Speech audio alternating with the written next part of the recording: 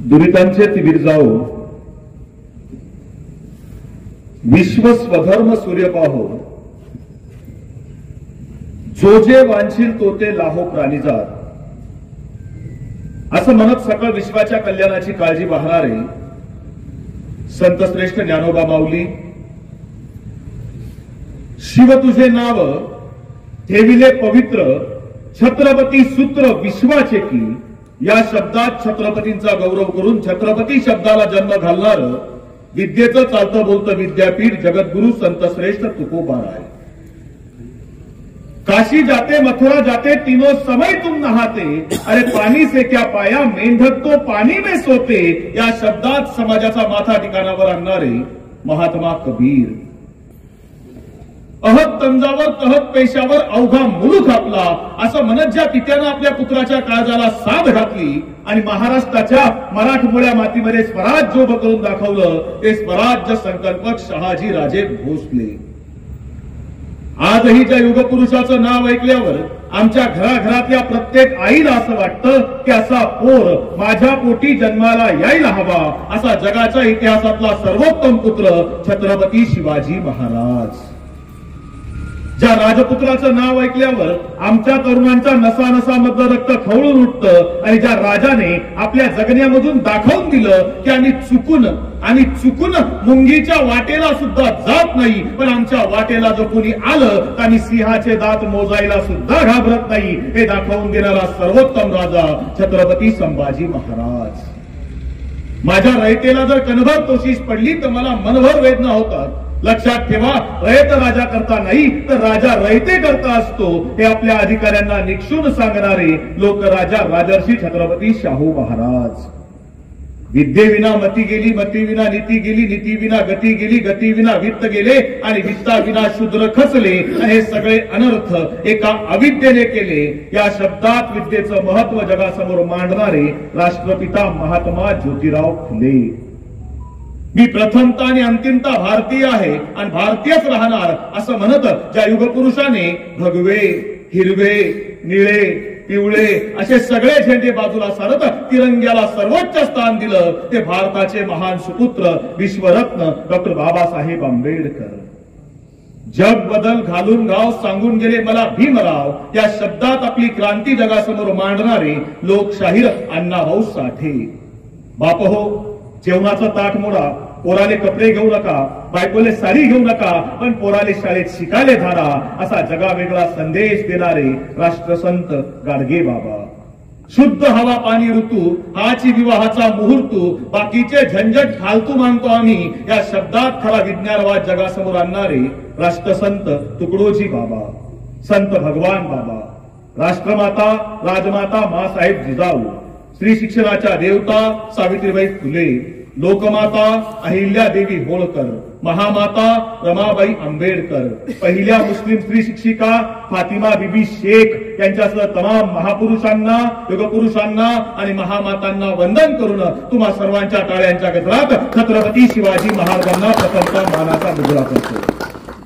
आजच्या बाळ भगवान परिवाराच्या माध्यमातून आयोजित असणाऱ्या स्मृतिशेष मोहनराव पाटील व्याख्यानमाला आणि या व्याख्यानमालेच्या स्वामी विवेकानंदांच्या महाविद्यालयाच्या प्रांगणामध्ये खरं तर आजच्या व्याख्यानमालेचं वैशिष्ट्य, अनेक जण म्हणतील विषय काय आहे, विषय कुठला आहे। मी राज्यभर वर्षातल्या 365 पैकी किमान 250 दिवस व्याख्यानांच्या निमित्तानं घरातून बाहेर असतो, पण आजच्या व्याख्यानाचं माझ्या दृष्टीनं महत्व एवढं मोठं आहे की वक्ता बोलणारा जरी मोठा असला तर वक्त्यापेक्षा समोर ऐकायला बसलेला आहे जो श्रोता आहे हा राज्यातला सर्वश्रेष्ठ आहे आणि सगळ्यात मोठा आहे, ते माझं भाग्य आहे, हे खऱ्या अर्थानं या ठिकाणी नमूद करतो। आज या व्याख्यानाच्या निमित्तानं विचारपीठाच्या समोर स्थानापन्न असणारे महाराष्ट्र राज्याचे सहकार मंत्री नामदार आदरणीय बाबासाहेब पाटील साहेब, विचारपीठाच्या समोर स्थानापन्न असणारे आदरणीय साहेबरावजी जाधव सर, आदरणीय बाळासाहेबजी जाधव सर, गेली अनेक दिवस सातत्यानं संपर्कामध्ये राहून या व्याख्यानमालेच्या निमित्तानं मी यावं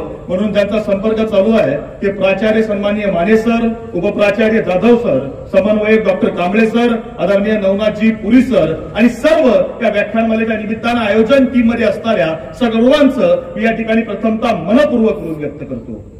खर तर काल हिंगोलीमध्ये होतो, हिंगोलीमधून आज आपल्या नांदेडमधून इकडे अहमदपूरमध्ये आलो. अहमदपूरमधून शिरूर तासबंदमध्ये येत असताना माझ्या एका मित्राचा फोन आला. म्हटलं कुठं आहे? मी त्याला म्हटलं अरे मी अहमदपूरमध्ये व्याख्यानाला जातोय. तो म्हटलं बाबा तुमचं बरं आहे, रोज एका गावाचं पाणी प्यायला मिळतंय. मी म्हटलं अरे बाबा तुला तसं वाटतंय, पण आम्हाला माहिती आहे की रोज एक गाव फिरताना काय अर्थ नसते. तर तो म्हटलं अरे त्या भागात गेल्यावर त्या भागातलं चांगलं खायला मिळतंय. मी म्हटलं तू खायचा विचार करतो, पण राज्यात ज्या वेळी आम्ही फिरतो त्यावेळी आमच्या लक्षात येतं की राज्यातलं खायचं बघण्यापेक्षा राज्यातली माणसं अनुभवता येतात, राज्यातली वेगवेगळी गावं आम्हाला शिकता येतात आणि राज्यातल्या वेगवेगळ्या गावांची एक वेगवेगळी खासियत आहे. राज्यातल्या वेगवेगळ्या मतदारसंघाची एक वेगवेगळी खासियत आहे. म्हणजे आदरणीय साहेब समोर बसलेत म्हणून सांगतो, राज्यातले कितीतरी मतदारसंघ असे आहेत की ज्या मतदारसंघांनी मागच्या 35-40 वर्ष आपला आमदार बदलला नाही. म्हणजे मुंबईमधून कालिदास कोळंबकर साहेब असतील, मुंबई आपल्या शिरूर आंबेगाव मधून आदरणीय दिलीपराव वळसे पाटील साहेब असतील, इस्लामपूर मधून जयंत पाटील साहेब असतील, बारामतीमधून अजितदादा असतील, असे वेगवेगळे मतदारसंघ आहेत. पण या अहमदपूरची खासियत अशी आहे की 1985 पासून आजतागायत नियम असा होता की एकदा निवडून आलेला माणूस हा पुन्हा निवडून येऊ शकत नाही. ही खासियत या मतदारसंघाची होती, पण ती मोडून तो अपवाद मोडून टाकायची ताकद एका जिगरबाज व्यक्तिमत्वामध्ये आहे. आणि ते व्यक्तिमत्व म्हणजे आदरणीय बाबासाहेब पाटील साहेब.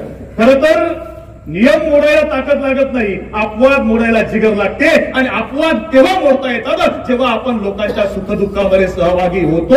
ते गेली अनेक वर्ष हा संपूर्ण परिवार लोकांच्या सुखदुःखामध्ये सहभागी आहे आणि खऱ्या अर्थानं आज जनमानसाला दिलेला त्याचा कौल आहे असं म्हणायला तुम्हाला आम्हाला हरकत नाही.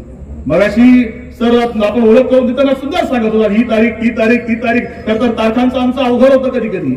आता तुम्ही सांगितलं म्हणून मला आठवण आली. साहेब 2017-18 मधली गोष्ट आहे. माझं अमरावती जिल्ह्यामध्ये व्याख्यान होतं. पहिल्या दिवशी अमरावती शहरामध्ये व्याख्यान, दुसऱ्या दिवशी अमरावतीच्या बाजूला एक गाव आहे त्या गावामध्ये व्याख्यान. घरी बायकोला सांगितलं की 2 दिवसाची व्याख्यानमाला आहे आणि मला जावं लागतंय. ती म्हटली हरकत नाही, आपलं कायमचंच आहे. मी घरामधून बाहेर पडलो. पहिल्या दिवशी अमरावतीतलं व्याख्यान संपलं. दुसऱ्या दिवशी अमरावतीच्या बाजूला एक व्याख्यान होतं त्या गावातलं, ते व्याख्यान झालं आणि त्या ठिकाणी अमरावतीमधली काही मराठा क्रांती मोर्चाची माणसं भेटायला आली होती. त्यात ज्येष्ठ व्यक्तिमत्व देशमुख साहेब ते म्हटले यशवंत आमचं एक काम आहे तुझ्याकडे. म्हटलं बोला ना साहेब. म्हणजे पलीकडे आमचा तालुका आहे, त्या तालुक्याचं नाव आहे वरुड हा देशाचे पहिले कृषी मंत्री भाऊसाहेब पंजाबराव देशमुखांचं गाव आहे आणि त्याची खूप मोठी शिक्षण संस्था त्या ठिकाणी आहे. त्यांनी सांगितलं की आमच्या त्या शिक्षण संस्थेमधल्या मुलांकरता तू उद्या आलं पाहिजे.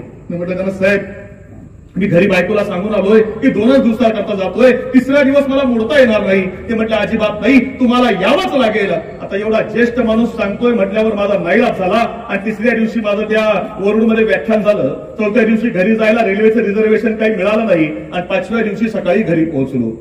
घराची बेल वाजवली, बायकोला दरवाजा उघडला आणि दरवाजा उघडल्या बघितलं घरातलं वातावरण काहीतरी बिघडलंय.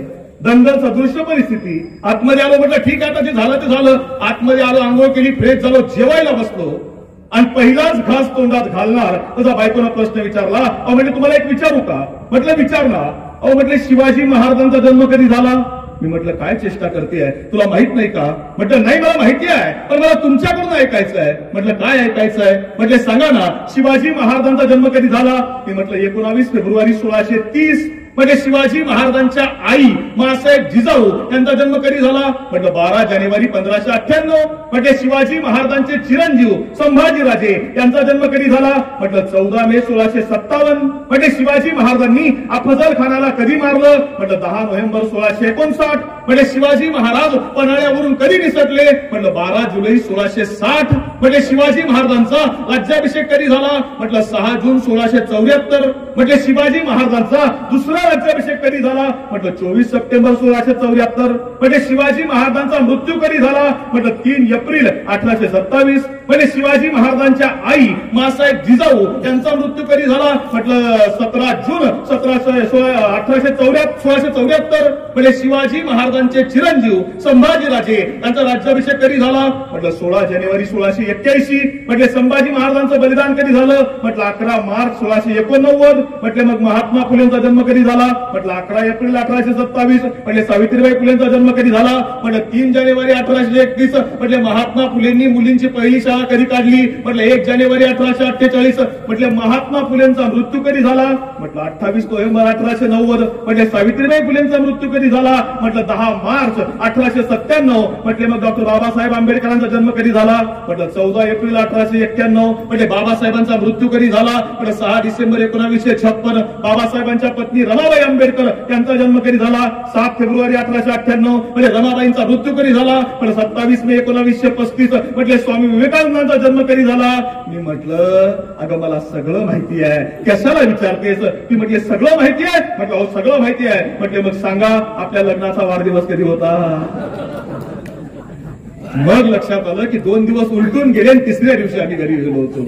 तर सामाजिक चळवळीमध्ये असो, राजकीय चळवळीमध्ये असो, स्वतःच्या कुटुंबाला वेळ न देता या समाजामध्ये विचार पसरले पाहिजे, समाजाची प्रगती झाली पाहिजे, याकरता सातत्यानं राबणारे कित्येक हात आहेत. म्हणजे ही व्याख्यानमाला समिती जी आहे ना, 1 महिन्यापासून अविरतपणे वक्ता आला पाहिजे, नियोजन केलं पाहिजे, माणसं आली पाहिजे, हे सगळं सुंदर झालं पाहिजे. याकरता जी व्याख्यानमाला समिती राबते, स्मृतिशेष मोहनराव पाटील स्मृती व्याख्यानमाला समिती, त्या समितीच्या सगळ्या पदाधिकाऱ्यांनी करता एकदा टाळ्यांचा जोरदार कडकडाट आपल्याला करावा लागेल. धान्य नसलेली कणसं आणि विचार नसलेली माणसं ही समाजाच्या कुठल्याही कामाची नाही. तर समाजामध्ये एक विचार आम्हाला जो द्यायचा आहे ना, तो विचार द्यायचा प्रयत्न आहे. का व्याख्यानमाला असल्या पाहिजेत? विषय दिलाय छत्रपती शिवाजी महाराज आपली आज गरज आहे. काय करायचंय आम्हाला मुलांच्या काळजावर? का शिवाजी महाराज पाहिजेत? मुंबईमध्ये 5-6 वर्षापूर्वी व्याख्यान होतं. व्याख्यानाला गेलो आणि आज ज्या पद्धतीने आदरणीय जाधव साहेब आणि साहेबांच्या हस्ते माझा सत्कार झाला, तसा माझ्या हस्ते 2 शिक्षकांचा सत्कार झाला. सत्कार का झाला, कशामुळे झाला मला समजलं नाही.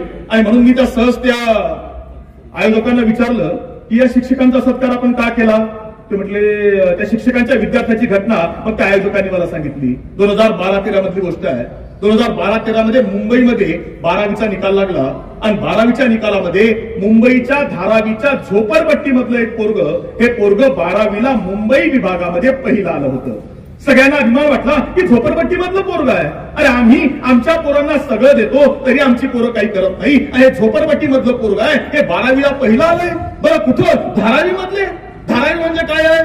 धारावी म्हणजे महाराष्ट्रातली नाही, भारतातली नाही, तर आशिया खंडामधली सगळ्यात मोठी झोपडपट्टी आहे. तिथं दारू आणि गुटखा किरकोळ आहे. हो अफू गांजा सुद्धा मिळतं. आणि त्या ठिकाणचं पोरग तर मुंबई विभागामध्ये पहिलं आलंय. तर मुंबई विभाग म्हणजे फक्त मुंबई नाही, मुंबई, नवी मुंबई, ठाणे, रायगड या 4 जिल्ह्यांचा परिसर आहे. आणि या 4 जिल्ह्यांमध्ये झोपडपट्टी मधलं पोरग जर पहिलं आलंय म्हटल्यावर त्या पोराचा सत्कार केला पाहिजे वाटलं त्या शिक्षकांना.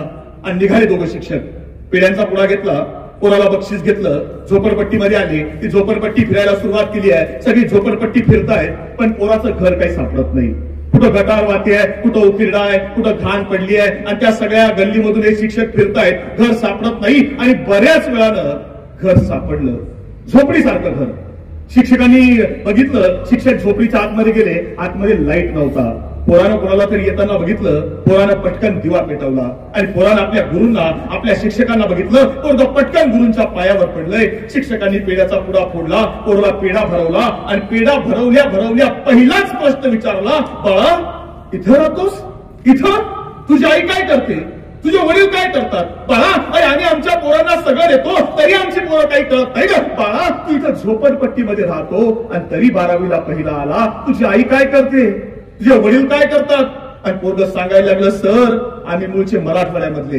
सर माझे वडील माथारी कामगार म्हणजे हमाल. सर माझी आई लोकांच्या घरी धुनी भांडी करायची. सर मी 7वीला असताना माझे वडील वारले. आणि सर आमचं 2 वेळचं जेवण एका वेळेवर आलं.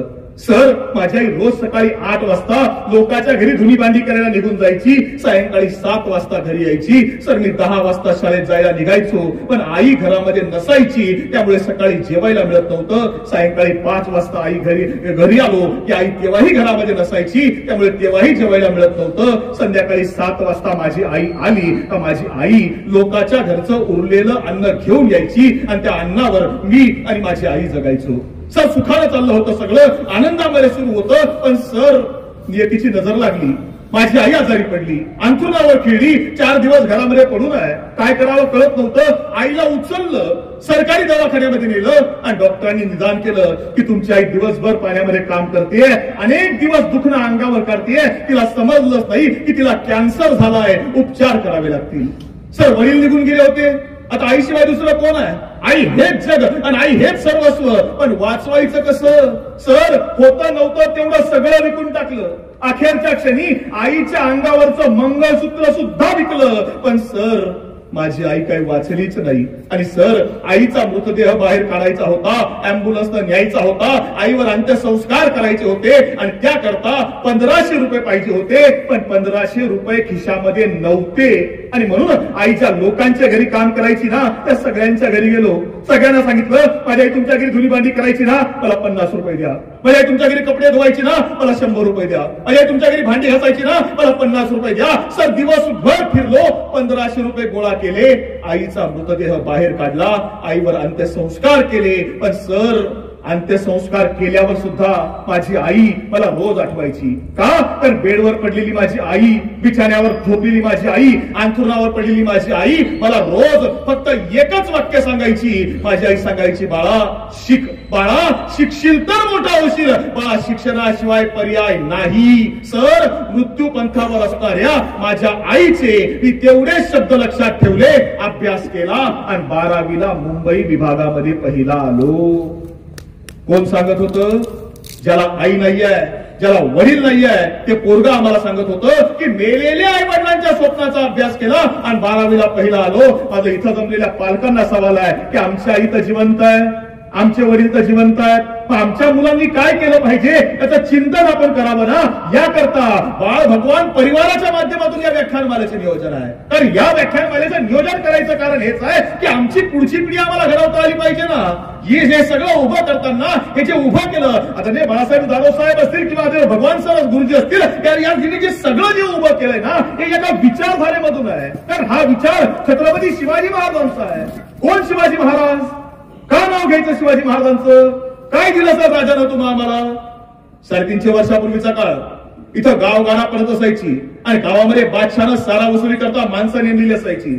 ही माणसं गावची जहागीरदार, बादशाह आदेश यायचा, सारा मागवला जायचा आणि मग ही माणसं इथल्या शेतकऱ्यांना लुटायची, कष्टकऱ्यांना छळायची, पिडायची, नाळायची, पैसा गोळा करायची, निम्मा बादशाहला पाठवायची, निम्मा खिशात घालायची. जगणं चालू होतं. शेतकरी कष्टात जगत होता, कष्टकरी कामकरी दुःखानं मरत होता आणि शेतकऱ्याचं कष्टकऱ्याचं दुःखात जगणं एका आईला सहन होत नव्हतं. त्या आईचं नाव होतं जिजाऊ. त्या जिजाऊ कोण? तर सिंदखेडच्या जाधव घराण्यामध्ये जन्मालेल्या जिजाऊ. आणि या जिजाऊना भावंड 4, दत्ताजी, रघुजी, आशिरोजी, बहादूरजी, आणि या 4ही मुलांच्या पाठीवर मुलगी जन्माला आली आहे. त्या मुलीचं नाव ठेवलं जिजाऊ आणि जिजाऊ जाधवांच्या घरामध्ये वाढती आहे, लहानाची मोठी होती आहे. आणि बघता बघता मुलगी उपवर झाली, बापाची चिंता वाढली आणि लग्न जुळलं. कुठलं? वेरूळच्या पराक्रमी बहादूर भोसले घराण्यामधल्या शहाजी महाराजांची लग्न झालं आणि आपल्या पोटामध्ये गर्भ घेऊन जिजाऊ शिवनेरीची वाट चालतायत.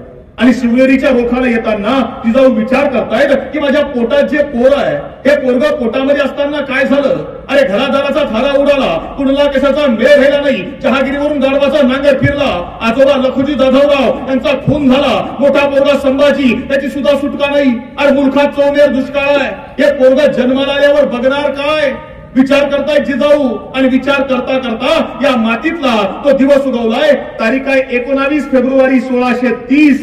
शिवनेरीवर जिजाऊंच्या पोटी एक पुत्र जन्माला आला, ज्या मुलाचं नाव ठेवलं गेलं शिवाजी. आणि महाराष्ट्रात शिवाजी राजे जन्माला आले आणि शिवाजी नावाचा हा पोर शिवनेरीवर वाढतोय. मासाहेब मासाहेब मासाहेब, आबासाहेब आबासाहेब म्हणत आज शिवबा शिवनेरीवर लहानाचा मोठा होतोय. इथल्या शेतकऱ्यांच्या पोरांमध्ये शिवाजी महाराज जायचे, आदिवासींच्या वरातीमध्ये लेझिम दांडपट्टा खेळायचे, शेतकऱ्यासोबत बांधावर बसून कांदा भाकर खायचे. त्या शेतकऱ्यांना मोठं विशेष वाटायचं, राजाचा पोरगा आहे शहाजी महाराजांचा, आपल्या सोबत येतो, नाचतो, खेळतो, राहतो, खातो ना, हाच आपला राजा. आपल्याला राजा पाहिजे ना, तो असाच. आणि सगळी पोरं शिवाजी महाराजांसोबत यायला लागली आणि यातला एक माणूस शिवाजी महाराजांनी जोडून घेतला. माणसं कोणी जोडली असतील? मी जर का इथं विचारलं की शिवाजी महाराजांचे मित्र कोण होते, तर आमची मुलं सुद्धा पटापटा नावं सांगतील. पिक्चर आले, सगळे नावं बघितलेत आम्ही. तानाजी आहे, बाजी आहे, येसाजी आहे, मुरारबाजी आहे, चिमणाजी आहे, बाळाजी आहे, हे सगळे शिवाजी महाराजांचे मित्र नाहीत. हे शिवाजी महाराजांचे मित्र नाहीत.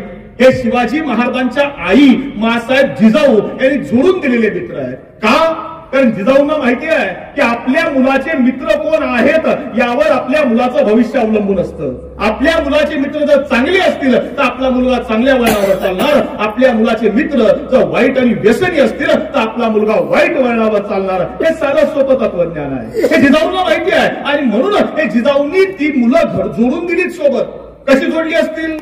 सायंकाळची वेळ आहे. जावळीच्या खोऱ्यामध्ये उमरठे नावाचं गाव आहे आणि या गावामध्ये सायंकाळच्या वेळेला दवंडी देणारा आलाय आणि दवंडी देणारा आवाज देतोय, ऐका हो ऐका, पुण्यामधून लाल महालामधून मासाहेब जिजाऊ आणि बाळ शिवबाराजे यांनी दवंडी पाठवली आहे की जो कोणी शेतकऱ्याच्या पिकाचं नुकसान करणाऱ्या रानडुकराला मारून आणील त्याला एक रानडुक्कर मारल्यावर सोन्याचा एक होम बक्षीस दिला जाईल. ऐका हो ऐका. दवंडी देणारा निघून गेला आणि एक छोटस पोरगा आपल्या भावाला विचारतोय, अरे दादा चालतोस का पुण्याला? मारूया रानडुक्कर आणि घेऊन जाऊया पुण्यामध्ये. काय करायचं रानडुक्कर? कशाला पाहिजे तुला सोनं? सोनं नको रे दादा, शिवबाराच्या भेटन की, मासाहेब भेटतील की, चल की रे दादा. आणि शेतकऱ्याचीच पोरं दुसऱ्या दिवशी घरामधून बाहेर पडली, भाकर बांधून घेतली, जंगलात आले. दिवसभर जंगलात फिरले. एक नाही, दोन नाही, 3 रानडुकरं मारली, पाय तोडले, खांद्यावर टाकलेत आणि आलेत पुण्यामध्ये. लाल महालाच्या समोर आले, दरवाजा बंद बघितला आणि आवाज दिला, ओ मासाहेब कोणी आहे का वाड्यात? अरे दरवाजा उघडा की, आणि आलोय बघा. मासाहेबांनी दरवाजा उघडला, बाहेर बघितलं, कोण रे तुम्ही? का आवाज देताय? मासाहेब तुम्ही दवंडी पाठवली होती की जो कोणी शेतकऱ्याच्या पिकाचं नुकसान करणाऱ्या रानडुकराला मारून आणील त्याला एक रानडुक्कर मारल्यावर सोन्याचा एक होम बक्षीस दिला जाईल. मासाहेब 3 रानडुकर म्याच मारली बघा. नक्की तूच मारलीस का रे? होय मासाहेब. मासाहेब मी अख्खं रानडुक्कर खांद्यावर उचलून आणणार होतो, पण हा बोलला की नुसते पाय तोडून नेलेत ना तरी मासाहेब बक्षीस देत्यात. मासाहेब याच मारलीत बघा. बहादूर दिसतोस रे. नाव काय तुझं? मासाहेब मी तानाजी, हा माझा भाऊ सूर्याजी. तानाजी अरे येतोस का स्वराज्यामध्ये? येतो ना मासाहेब. पण मासाहेब एक सांगू का? म्हटले काय? मासाहेब मला दुसरं काहीच येत नाही बघा, मला फक्त तलवार चालवता येते. आणि कडाडल्या मासाहेब तान्हा अरे माणसाला थोडंच यावं पण असं यावं की त्याला जगाच्या पाठीवर तोड नसावी. तुला येतं ना? ये स्वराज्यात, ये स्वराज्यात. असा एक एक एक एक एक एक एक एक माणूस जोडून घेतला, राज्य उभं केलं. राज्य कुणाचं? कुण्या जातीचं? अजिबात नाही. मग अशा आपण उल्लेख केला ना, तोच विचार आहे. राज्य कुण्या जातीचं नाही, ही संस्था त्याची सगळ्यांची ना, तसं ते स्वराज्य सगळ्यांचं. तोंडाना घ्यायला जातो असं म्हणणारा तानाजी नावाचा मराठा आहे. वाईजवळच्या नागेवाडीचा पाटील नागनाथ महार आहे. पेडगावचा पाटील तुकोजी धनगर आहे. कात्रजचा पाटील मियाजी मुसलमान आहे. आग्र्यामध्ये मदत करणारा कुंभार आहे. शाहिस्ते खानाच्या हमल्याच्या वेळी मदत करणारा ज्ञानू नावाचा माळी आहे. जीवा नावाचा न्हावी आहे. सगळ्या जातीची माणसं आहेत, सगळ्या धर्मांची माणसं आहेत. सगळ्यांना सोबत घेऊन राज्य उभं केलं. हे राज्य शेतकऱ्यांचं आहे, हे राज्य कष्टकऱ्यांचं आहे. तुम्ही आम्ही म्हणतो की शिवाजी महाराजांनी शेतकऱ्यांकरता खूप केलं, कारण आपण शेतकऱ्याची लेकरं आहेत सगळे. मी उलट सांगतो तुम्हाला, शिवाजी महाराजांनी शेतकऱ्यांकरता खूप केलं. शेतकऱ्यांनी शिवाजी महाराजांकरता काय केलं असेल? काय केलं शिवाजी महाराजांकरता शेतकऱ्यांनी? हे पलीकडे आमचा नाशिक जिल्हा आहे. नाशिक जिल्ह्यामध्ये दिंडोरी तालुका आहे. दिंडोरीच्या बाजूला एक किल्ला आहे, त्या किल्ल्याचं नाव आहे कन्हेरगड. त्या कन्हेरगडावरती रामजी पांगेरा नावाचा किल्लेदार आहे. 28 वर्ष वयाचा शेतकऱ्याचा पोरगा. आणि या किल्ल्यावर नजर फिरली आहे ती दिलेर खान पठाणाची. आणि दिलेर खानानं 5000 सैन्य या किल्ल्यावर पाठवलंय आणि 5000 सैन्यानं आक्रमण केलं. रामजीकडे मावळे आहेत फक्त 500. आता 500 कुठं आणि 5000 कुठं? पण लढाई चालू आहे आणि 500 मावळ्यांनी 5000 मोगलांवर तलवारी घातल्या. तुंबळ लढाई चालू आहे. 3 तास लढाई चालली. पण बघता बघता 500 मावळ्यांच्या रक्तानं तो कन्हेरगड धुतला गेला. दिलेर खानानं किल्ला जिंकला. पण जिंकलेला किल्ला चढून जात असताना दिलेर खान एक वाक्य बोलून गेला. दिलेर कडाडला, या खुदा, या शिवाजी राजाची जर माणसं अशी आहेत तर तो शिवाजी राजा कसा असेल? विचार करतोय दिलेर खान. आणि ती बातमी समजली आहे शिवाजी महाराजांपर्यंत की रामजी पांगेरा नावाचा शेतकऱ्याचा 28 वर्ष वयाचा पोरगा मारला गेला. आणि शिवाजी महाराज म्हटले नाही, त्याच्या घरी गेलं पाहिजे, त्याच्या आईला भेटलं पाहिजे, त्याच्या वडिलांना भेटलं पाहिजे, त्यांचं सांत्वन केलं पाहिजे. आणि दुसऱ्या दिवशी वर्दी गेली आहे गावात. सायंकाळच्या वेळेला शिवाजी महाराज गावात येत आहेत. आता शिवाजी महाराज गावात येणार म्हटल्यावर अख्खं गाव शिवाजी महाराजांना घ्यायला गावच्या वेशीवर आलंय. गावचा पाटील आलाय, गावचा कुलकर्णी आलाय, गावातली सगळी माणसं आली, त्या रामजी पांगेराचा धाकटा भाऊ आलाय, त्याचा बाप काठी टेकत आलाय, सगळे गावाच्या वेशीवर आले आणि पांढऱ्या शुभ्र घोड्यावर बसून छत्रपती शिवाजी महाराज गावाच्या वेशीवर आले, घोड्यावरून खाली उतरले आणि समोर बघितला रामजीचा बाप. शिवाजी महाराजांनी त्या म्हाताऱ्याचा हात पकडला आणि शिवाजी महाराज गावाच्या वेशीतून गावात यायला निघाले. समोर बघितलं रामजी पांगेराची झोपडी आहे आणि त्या झोपडीच्या बाहेर रामजी पांगेराची म्हातारी आई हातामध्ये आरतीचं ताट घेऊन उभी आहे. आरती बघितली आणि शिवाजी महाराज सांगतायत, आई आई आई अगं माझी आरती कुठे करतेय? आई अगं 10 दिवस झाले तुझं पोर मारलं गेलं, तुझा रामजी मारला गेला, तुझं सांत्वन करायला मी आलोय, तुला मदत करायला आलोय, माझी आरती करू नको. आणि ती आई सांगते, राज अहो पोर मारलं गेलं म्हणून तुमचे पाय आमच्या घराला लागले, आमच्या 10 पिढ्यांचा उद्धार झाला, राजे आरती करून घ्या. आणि रामजी पांगेराची आई शिवाजी महाराजांची आरती ओवाळती आहे. आरती ओवाळली गेली, शिवाजी महाराज आतमध्ये आले. जमिनीवर घोंगडी अंतरली होती, राजा घोंगडीवर बसलाय. अरे औरंगजेबाच्या दरबारामध्ये उभं राहायला योग्य जागा मिळाली नाही म्हणून दरबार सोडणारे शिवाजी महाराज, रायगडावर 32 मन सोन्याच्या सिंहासनावर बसणारे शिवाजी महाराज शेतकऱ्याच्या घरामध्ये जमिनीवर घोंगडीवर बसतात. आणि शिवाजी महाराज त्या रामजीच्या बापाला सांगतात, बाबा तुमचा रामजी गेला, बाबा पोरगा पुन्हा येऊ शकत नाही, पण तुम्हाला काहीतरी मदत केली पाहिजे, एवढ्या करता मी आलोय. आणि शिवाजी महाराजांनी इशारा केला आणि सेनापती प्रतापराव गुजर पैशांचं ताट घेऊन समोर आले. पैसे बघितले आणि रामजीचा बाप सरकन बाजूला झाला. म्हटलं नगर नगर राज मला पैशाची गरज नाही, मी शेतकरी आहे, पिकवून खाईल, मला पैशाची गरज नाही राज. आणि शिवाजी महाराज म्हणतायत, बाबा थोडी मदत आहे, घेऊन घ्या, म्हातारपणामध्ये कामाला येईल. म्हातारा म्हणतो, अजिबात नाही राज, मला पैशाची गरज नाही, पण इथपर्यंत आलायत ना, मदत करतायत ना, तर माझं एक काम करा. शिवाजी महाराजांनी विचारलं, बोला बाबा काय करू तुमच्या करता? आणि म्हातारा सांगतोय, मदत करायला आलाय तर राज माझं एकच काम करा. म्हटले काय? राज माझा मोठा पोरगा रामजी याला तुम्ही तुमच्या सैन्यामध्ये घेतलं आणि माझ्या पोरानं शौर्य गाजवून बलिदान केलं, तसं हा माझा धाकटा पोरगा विठोजी याला सुद्धा तुमच्या सैन्यामध्ये घ्या. यानं बलिदान केलं तरी चालेल, पण राजे स्वराज्य जिवंत राहिलं पाहिजे, स्वराज्य. ही भावना शेतकऱ्यांनी कोरली, ही भावना कष्टकऱ्यांनी कोरली. आजची पिढी काय आहे, आजचं वास्तव काय आहे, का आज शिवाजी महाराज आठवतात?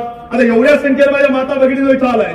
आता शिवजयंती आली का आमची आई कधी कधी आमच्या पोराला म्हणते, काय बाळा शिवाजी व्हायचं असतं, बाळा शिवाजी व्हायचं असतं, बाळा शिवाजी व्हायचं असतं. पण बाळा स्कूल बस मध्ये बसताना मात्र आपण मधल्या सीटावर बसायचं असतं, कारण पुढून कोणी ठोकलं किंवा मागून कोणी धडकलं तर मागच्या पुढच्यानं मारायचं असतं, पण आपण तेवढं जगायचं असतं. बाळा शिवाजी व्हायचं असतं. आता पोरं आईला म्हणतात, आई असं शिवाजी होता येत नसतं, बाबा असं शिवाजी होता येत नसतं. जर बाळाला शिवाजी व्हायचं असेल तर पहिल्यांदा आईनं जिजाऊ आणि बापानं शहाजी व्हायचं असतं, तर पोराला शिवाजी होता येतं.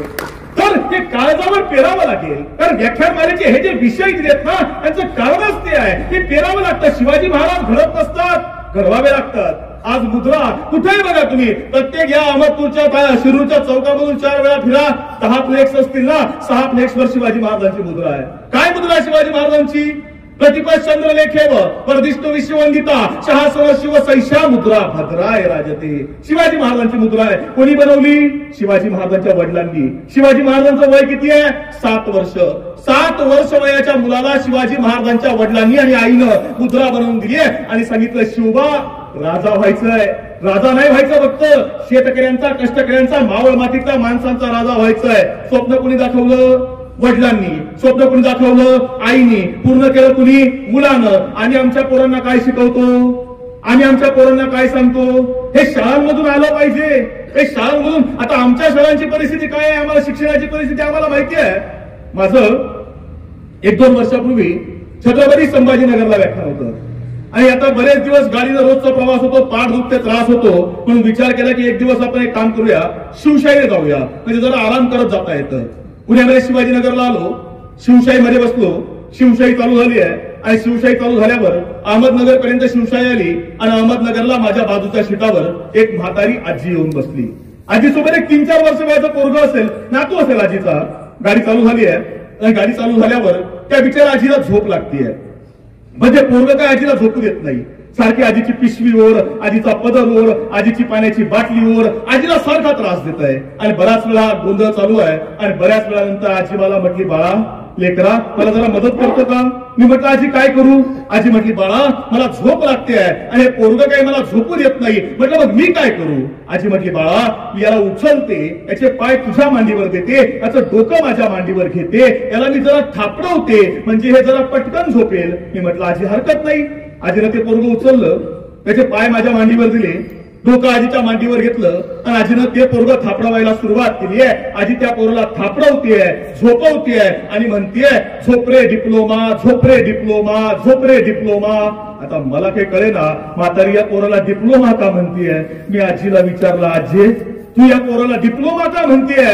आजी म्हटली, बाळा यो माझा नातू आहे, माझ्या पोराला डिप्लोमा करायला पुण्याला पाठवला होता, त्यानं डिप्लोमा काही केला नाही, तो यालाच घेऊन आला म्हणून याचंच नाव डिप्लोमा ठेवलं. म्हटला ही परिस्थिती आहे. मग द्यायचं काय? ज्या प्रांगणामध्ये आपण उभा आहोत ना ते प्रांगण स्वामी विवेकानंदांच्या नावानं आहे. आणि विवेकानंदांनी 150 वर्षापूर्वी जेव्हा अमेरिकेमध्ये गेले, शिकागोमध्ये उभे राहिले, तर हे नाव का द्यावं असं वाटलं असेल? भगवान परिवाराने हे नाव का दिलं असेल? कोणत्याही नावाला काहीतरी अर्थ आहे ना. आपलं जे नाव आहे आपल्या नावाला अर्थ आहे, संस्थेचं नाव आहे संस्थेच्या नावाला अर्थ आहे, महाविद्यालयाचं नाव आहे महाविद्यालयाच्या नावाला अर्थ आहे. स्वामी विवेकानंद अमेरिकेमध्ये उभे आहेत आणि अमेरिकेतल्या प्रत्येक धर्माचा माणूस येतोय आणि म्हणतोय mister and Mrs of America, gents and ladies of America. सगळे प्रत्येक जण येत आहेत आणि सगळ्यात शेवटी विवेकानंद त्या अमेरिकेच्या आणि शिकागोच्या मातीमध्ये उभे आहेत. आणि विवेकानंद गेल्या गेल्या पहिलंच वाक्य उच्चारतायत आणि विवेकानंद म्हणतायत, my brothers and sisters of America, माझ्या भावांनो आणि भगिनींनो, ही जी संस्कृती आहे ही त्या दिवशी जो टाळ्यांचा कडकडाट शिकागोमध्ये झाला त्याचा आवाज आजही आमच्या कानात घुमतो. म्हणून महाविद्यालयाला विवेकानंदांचं नाव आहे. तर विचार आहे, तेज आहे, विश्वास आहे. आणि ते अमेरिकेची जेव्हा व्याख्यानं विवेकानंदांची संपली त्यावेळी अमेरिकेमध्ये एक सुंदर स्त्री विवेकानंदांच्या समोर आली आहे आणि विवेकानंदांना सांगते, Mister Vivekananda can you grant my wish?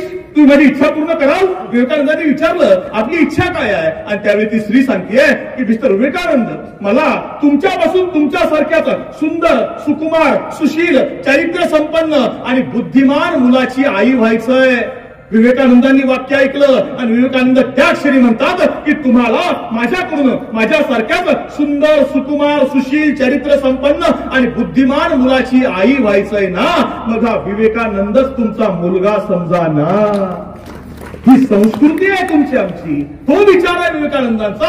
आम्हाला सांगता आला नाही, तो घडवावा लागेल. आणि ते घडवायचं काम आईचं आहे, ते घडवायचं काम वडिलांचं आहे. आदरणीय साहेबांनी वडिलांच्या नावानं व्याख्या मला का वडिलांच्या नावानं? तर संस्कार दिलाय, विचार दिलाय, काय शिकवलंय की पुढच्या पिढ्यांकरता तुम्हा आम्हाला काहीतरी द्यायचंय. हा वारसा तिथून आहे. आमची पोरं करतायत का तो वारसा? आम्हाला ते आईचं काम आहे. म्हणजे विदेशामध्ये एक शाळा आहे आणि त्या शाळेमध्ये 6-7 वर्षाचा एक मुलगा शाळेमध्ये आणलाय. पोरगा शाळेमध्ये आणल्यावर 8 दिवस झाले, 10 दिवस झाले, 15 दिवस झाले आणि मुख्याध्यापकांच्या लक्षात आलं की हे पोरगं एका कानानं बहिर आहे, ऐकायला कमी येतं या पोराला. आणि त्या मुख्याध्यापकांनी त्या मुलाच्या आईला बोलवलं आणि सांगितलं, तुमचा मुलगा एका कानानं बहिर आहे, त्याला ऐकायला येत नाही, एक काम करा, तुमचा पोरगा शाळेमधून काढून घ्या, त्याच्यामुळे इतर मुलांच्या गुणवत्तेवर परिणाम होतोय. त्यांनी पत्र लिहिलं, मुलगा अभू आहे, ऐकता येत नाही, त्याला शाळेमध्ये ठेवता येणार नाही, शेषेत मारला. आईला सांगितलं घरी घेऊन जा पोरगं. आई पोरगं घरी घेऊन आली. दुसऱ्या दिवशी पोरगं म्हणतं, आई शाळेत जायचंय. आई म्हणते, बाळा तुला शाळेत जाता येणार नाही. पोरगं विचारतं, आई तुम्हाला शाळेत का पाठवत नाही? त्यावेळी आई सांगते, बाळा तुझ्या शिक्षकांनी, तुझ्या गुरुजींनी असं सांगितलंय की शाळेमधल्या इतर मुलांपेक्षा तू इतका जास्त हुशार आहेस की तुझ्यामुळे त्या मुलांवरती परिणाम होतो. तुझ्याकरता दुसरी शाळा चालू शकत नाही, तुला मी घरीच शिकवलं पाहिजे. मुलाला पटलं. आई सांगते आणि आईनं त्या पोराला घरी शिकवायला सुरुवात केली आहे. आणि ते पोरगं शिकवता शिकवता आईनं एवढं मोठं करून दाखवलं की त्या पोरानं वयाच्या 22व्या वर्षी ही जी लाईट आपण वापरतो ना, त्या लाईटचा शोध लावला. त्या मुलाचं नाव होतं थॉमस एडिसन. Thomas Edison. आणि काही दिवसानं त्या थॉमस एडिसनच्या आईचा मृत्यू झाला. आणि आईचा मृत्यू झाल्यानंतर त्यानं विचार केला, आईचे कपडे काय करावे, देऊन टाकावेत ना कोणाला. आणि देऊन टाकण्याकरता त्यानं ते कपाट उघडलं. ते कपडे आईचे द्यायकरता काढायला सुरुवात केली. त्यावेळी त्या कपाटामध्ये पत्र सापडलं जे शिक्षकांनी लिहिलं होतं. त्या उत्सुकता निर्माण झाली, त्या पत्रामध्ये काय असेल बघूया ना. त्यानं पत्र वाचायला घेतलं आणि डोळ्यामधून अश्रूंची धार लागली आहे. त्या पत्रामध्ये लिहिलं होतं की तुमचा मुलगा एका कानानं अधू आहे, तर ऐकता येत नाही. एक काम करा, तुमचा मुलगा इथं शाळेत शिकवू नका, घरी घेऊन जा. तर ते पत्र वाचता ढसा ढसा रडतोय आणि रडता रडता त्याच्या डोळ्यामधून, त्याच्या तोंडामधून एकच वाक्य बाहेर पडलं. तो थॉमस एडिसन म्हणतो की जगानं ज्याला मतिमंद समजून शाळेमधून बाहेर काढून दिला होता ना, त्या पोराला जागतिक कीर्तीचा शास्त्रज्ञ करायची हिंमत ही एका आईमध्ये असते. आम्हाला आई घडवायला लागेल, आम्हाला ती आई घडवून दाखवायला लागेल. आणि तेवढ्या करता व्याख्यानमाला आहे, तेवढ्या करता विचारधारा आहे. कारण समाजातलं वातावरण बिघडलंय. मी मगाशी तुम्हाला म्हटलो ना की आपण शेतकऱ्याची लेकरं आहोत. शिवाजी महाराजांच्या विचाराचे वारसदार शेतकऱ्यांची पोरं आहोत. आपण जे पेराल ते उगवणार आहे. चांगलं पेरलं तर चांगलं उगवतं, वाईट पेरलं तर वाईट उगवतं. गहू पेरल्यावर ज्वारी येत नाही, ज्वारी पेरली का मका येत नाही, मका पेरल्यावर सोयाबीन येत नाही, सोयाबीन पेरल्यावर भुईमुग येत नाही. जे पेरलं तेच उगवणार आहे. आम्ही काय पेरतो? दिवसभर बाप कामावर गेलाय, पोरग शाळेत गेलाय आणि सायंकाळी बाप घरी आलाय आणि घरी आल्यानंतर बाप पोरला सांगतोय की बेटा माचीस घेऊन ये. पोरग विचारतोय बाबा कशाला? बाप म्हणतो आण सिगरेट पेटवायची आहे. पोरग माचीस अशी आणून देत आहे की बाप जणू काही आता ऑलिम्पिकची मशाल पेटवणार आहे. आणि मग बापाचं सुरू, तोंडातून धूर, नाकातून धूर, कानातून धूर. दुसऱ्या दिवशी ते पोरगा अख्ख्या वर्गात सांगतं काय, आपला बाप म्हणजे एक नंबर जादूगार आहे, सगळीकडून धूर काढतो, सगळीकडून धूर. पण तेच पोरगं म्हातारपणी जेव्हा आई बापाचा धूर काढतं तेव्हा आम्हाला संस्कारांची किंमत कळते. हे संस्कार रुजवायचेत ना, हे तेवढ्या करतात. हा वारसा शिवाजी महाराजांनी दिलाय, दुर्दैवाने आम्हाला सांगता आला नाही. काय शिकायचं शिवाजी महाराजांकडून? अफजल खान मारला, शाहिस्तेखान कापला, सुरत बेसुरत केली, सगळं विसरून जा. एक गोष्ट तुम्हाला सांगतो, आज काय शिकायचंय? काय शिकायचं? 6 जून 1674 रायगडावर शिवाजी महाराजांचा राज्याभिषेक आहे. आणि या राज्याभिषेकाला एक इंग्रज वकील रायगडावर आलाय, त्याचं नाव आहे हेनरी ऑक्झिटन. त्याने डायरी लिहिली आहे आणि त्याच्या डायरीची पानं त्याला भारतातल्या अनेक इतिहासकारांनी आणली. आणि त्याच्यामध्ये तो लिहितो काय, मी रायगडावर शिवाजी महाराजांच्या राज्याभिषेकाला आलोय. 5 जूनला सकाळी त्या रायगडाच्या पायथ्याशी तो उभा आहे. तो म्हणतो मी रायगड बघितला. अरे काय किल्ला बांधलाय शिवाजी महाराजांनी? असा किल्ला जगाच्या पाठीवर कुठंच नाही. का? एका बाजूला सह्याद्री आहे, दुसऱ्या बाजूला दरी आहे. एका वेळी वरती चढता फक्त एकाच माणसाला येतं अशी जागा आहे. तुम्ही घोड्यानं जाऊ शकत नाही, तर पायी जायचं असेल चढून जावं लागणार. म्हणजे 1,00,000 सैन्य जरी किल्ला जिंकायला आलं तरी जिंकू शकत नाही. का? वरतीच जाता येत नाही. जिंकायचं कसं? अशी रचना केली आहे. आणि तो हेनरी ऑक्झिटन म्हणतोय मला रायगडावर जायचंय. जायचं कसं? पायी जायचं म्हटल्यावर त्रास होणार, घोड्यावर जायचं म्हटल्यावर जाता येत नाही. त्यानं पालखी घेतली, त्याला पालखीत बसवलं गेलं. एक जण पुढं, एक जण मागान, मध्ये पालखीचा गोंडा धरून हेनरी ऑक्झिटन बसलाय आणि त्याला पालखीमधून रायगडावर घेऊन जातायत. आणि तो डायरीमध्ये लिहितोय काय किल्ला बांधलाय शिवाजी महाराजांनी. एका बाजूला दरी आहे, एका बाजूला सह्याद्री आहे. एका वेळी एक माणूस जाईल एवढीशी पायवाट आहे, वर कोणी दुसरं चढू शकत नाही. आणि तो हेनरी ऑक्झिटन वरती जातोय, वरती जातोय, वरती जातोय आणि किल्ल्याच्या महादरवाजाजवळ आलाय आणि जागेवर थबकला. त्याला पालखी थांबवली. तर आश्चर्य वाटलं. का? महादरवाजावर 2 हत्ती उभे आहेत. हत्ती? अरे माणसाला चालायला जागा नाहीये, हत्ती कुठून आणली शिवाजी महाराजांनी? कुठून आणले असतील? याचा अर्थ असा आहे की रायगडाला दुसरा दरवाजा आहे आणि शिवाजी महाराज कोणाला दाखवत नाहीत. दुसरा वाट आहे, शिवाजी महाराज सांगत नाहीत. आणि तो प्रत्येकाला विचारतोय रायगडाला दुसरा दरवाजा कुठं आहे, मला दाखवा, मला बघायचं आहे. हत्ती कसे आणले मला सांगा, मला बघायचं आहे. तो सगळीकडे फिरतोय, दरवाजा काही सापडत नाही आणि त्याला वाट कोणी दाखवत नाही. आणि दुसऱ्या दिवशी न राहून त्याने शिवाजी महाराजांना विचारलं, महाराज मी रायगडावर आलो. रायगडावर येताना वरती बघितलं, एका वेळी एक माणूस वरती जाईल अशी जागा आहे. मग तुम्ही हत्ती आणले कुठून? कुठल्या दरवाजाने आणले? कुठल्या वाटेनं आणले? आणि शिवाजी महाराज हसायला लागले.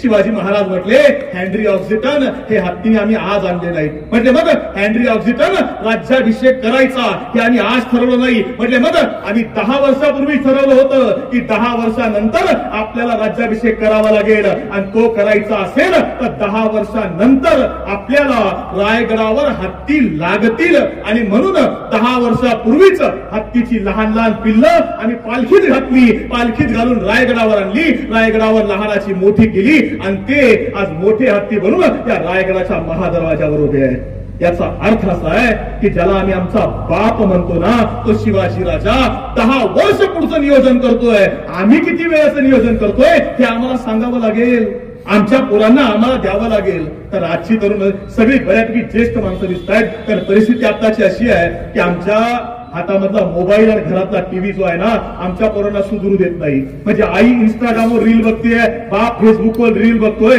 त्या पोराला साहजिक वाटणार आहे आपली आई बघते बाप बघतोय म्हटल्यावर आपण रील बनवायला काय हरकत आहे. आपण ठरवायचंय की आपल्या पोरानं रील स्टार व्हायचंय का रिअल स्टार व्हायचंय याचं चिंतन करणं ही काळाची गरज आहे आणि ते आम्हाला करावं लागेल. आणि त्याकरता खरे शिवाजी महाराज आजच्या काळामध्ये काय आहेत ना हे शिकवा.